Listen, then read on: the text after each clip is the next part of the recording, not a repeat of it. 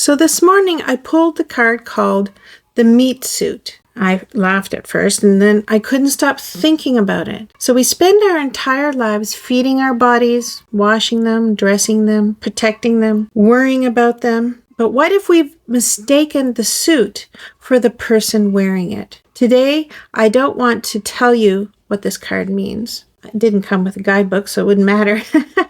I want to ask the question I think it's asking.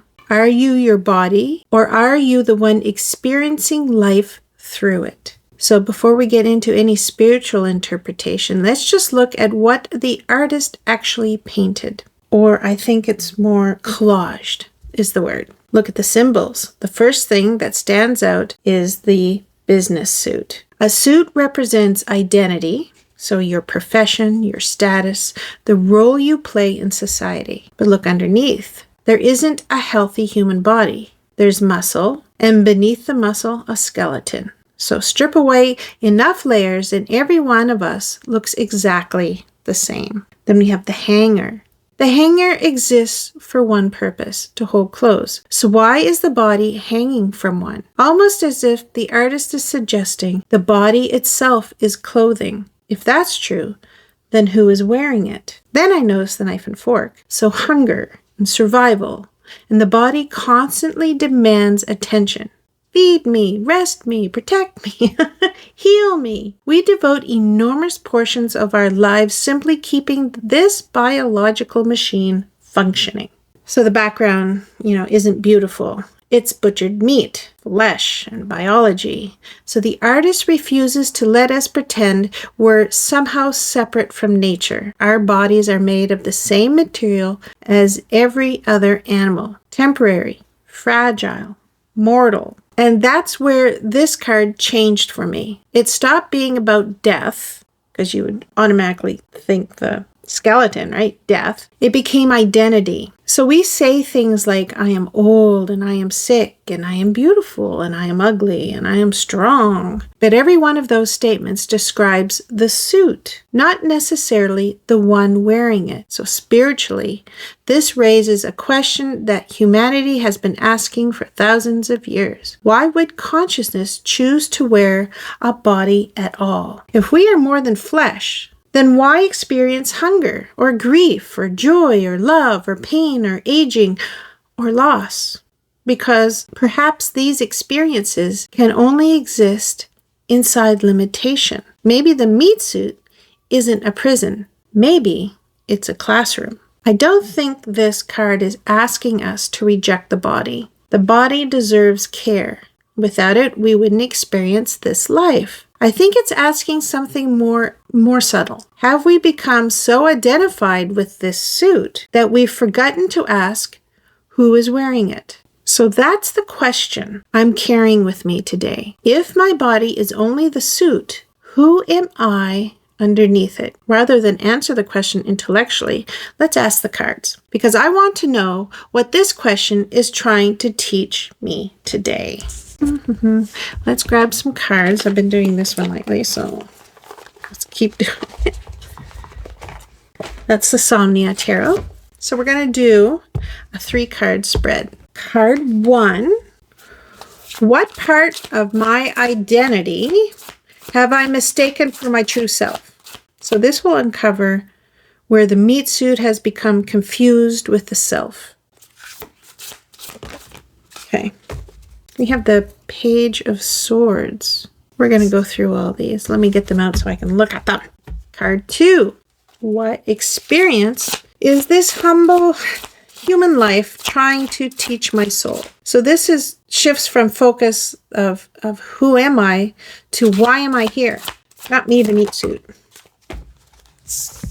Another sword. The King of Swords. So card 3. What truth about myself am I ready to remember? This isn't about new. It's about uncovering something that may already be present beneath the roles and the identities that, I'm living. What truth about myself am I ready to... Wow.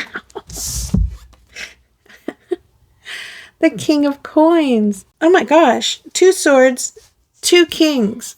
So let me just also looking it over. I find it interesting that we have faceless characters draped in clothing and cloth, whereas the meat suit is neither a faceless, even though there is a skull. It's not somebody's face. It's a faceless character draped in flesh, in meat. Ugh. I find that interesting. Okay, so what part of my identity have I mistaken for my true self? The Page of Swords is the observer. So he watches, he questions, he gathers information, he forms opinions, he is curious, and he has not yet become wisdom. That I have mistaken my thinking for myself, not my body, not my mind. I'm not saying the body is myself, but I'm thinking my mind is, and my opinions, and my beliefs, and my conscience, and my conclusions, my internal narrative. The page believes I think, therefore I am. And the card gently says, am I the thinker or the one watching the thoughts? That goes very well with the meat suit theme. It's kind of questioning my thinking. Am I thinking because I'm in that meat suit, like the things that I'm thinking, or am I watching what I am thinking in that meat suit? Then we get the King of Swords. What experience is this human life trying to teach my soul? So now the page becomes the king because they're both swords. So that's an evolution. The page gathers information and the king discerns truth. So the soul isn't trying to make you smarter.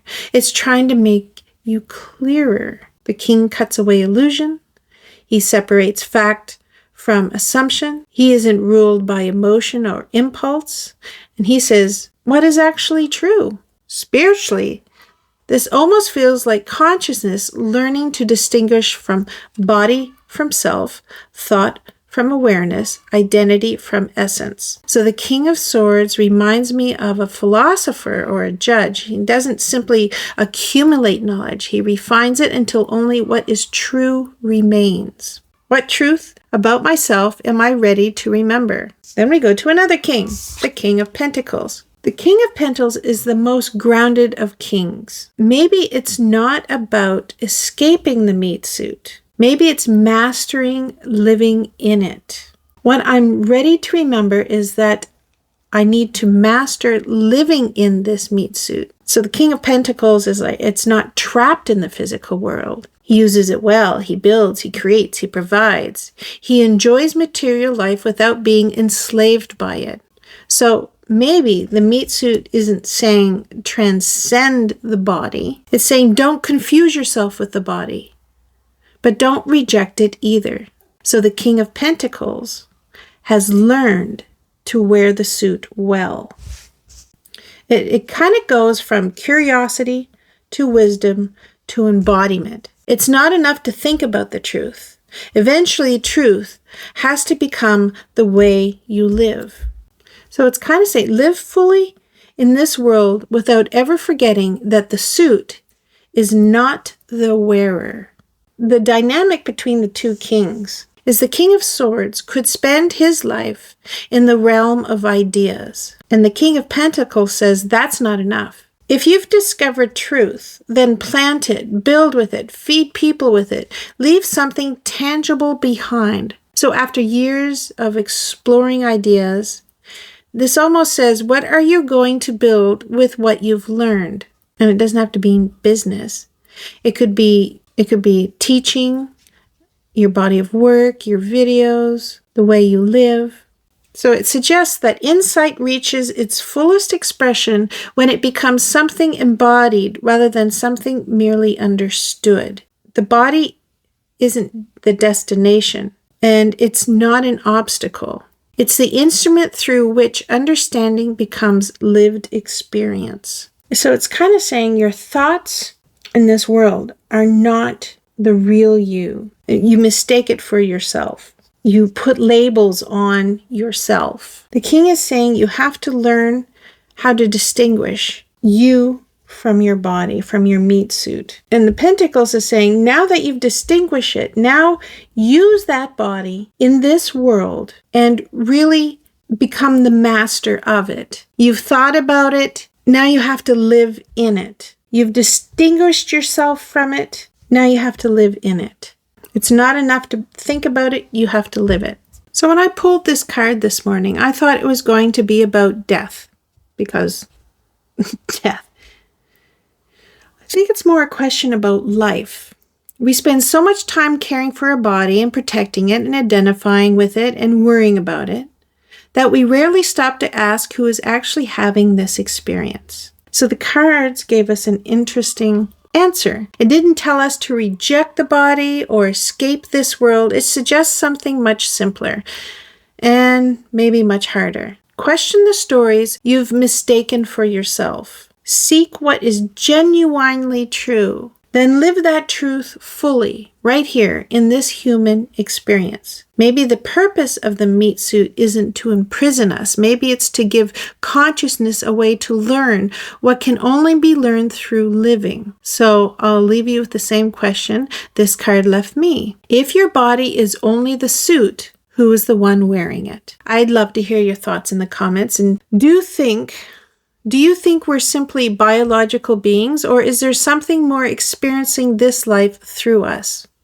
So until next time, keep asking better questions. And one more thing. If consciousness survives the body, what do you think is the greatest lesson we're meant to learn while wearing this meat suit? I'd love to read your answers. Thank you for being here.